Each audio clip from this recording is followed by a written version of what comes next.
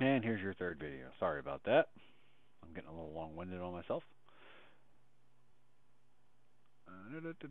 Okay, now I'm inside the cube. You can see how there's a third face over here. It's blacked out.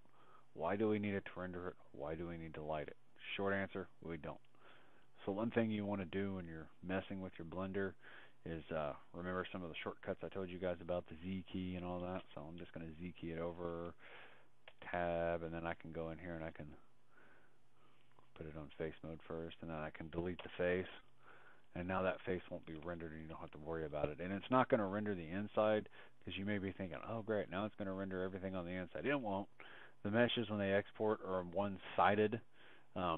You can actually import a one-sided mesh if you handcraft something in here like a wall panel or something that you only want one side, so that when you make your texture it stretches it over it properly and you don't have all this extra stuff where you got to skew it and all this crazy stuff. But anyway, that's another tutorial. I'm going to make it another time when I have a clue how to make a texture. So anyway, thank you guys for watching. We'll move on to the next video after I get this one edited and put on YouTube for you guys on the X part. And the next part, again, we're going to be exploring the actual exporting. We're going to go a little bit more in depth on that and how I did all of that, along with how the assigning textures and all that work. As it stands, you may or may not have noticed there's two materials here. And I'm going to do one other thing real quick. I know I said I was done, but I lied. I was wrong. I'm going to go to edit real quick, and I'm going to change one thing.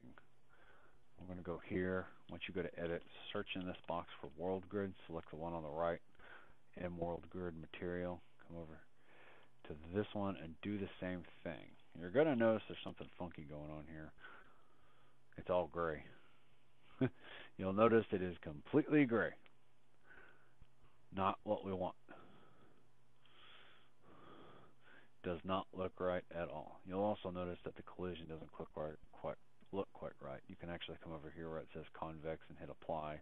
Just kind of play with those little sliders until you figure it out. Technically this is 1, 2, and 3 halls.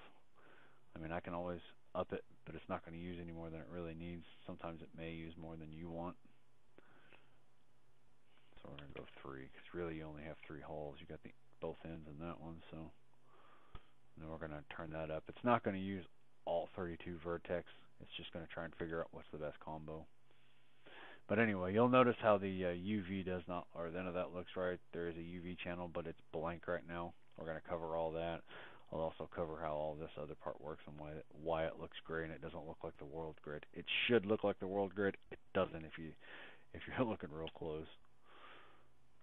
But anyway, that's that. Thank you guys again for tuning in. Hopefully you learned a little bit about that, and we're going to pick right back up where we left off on the next set of videos. Thank you again.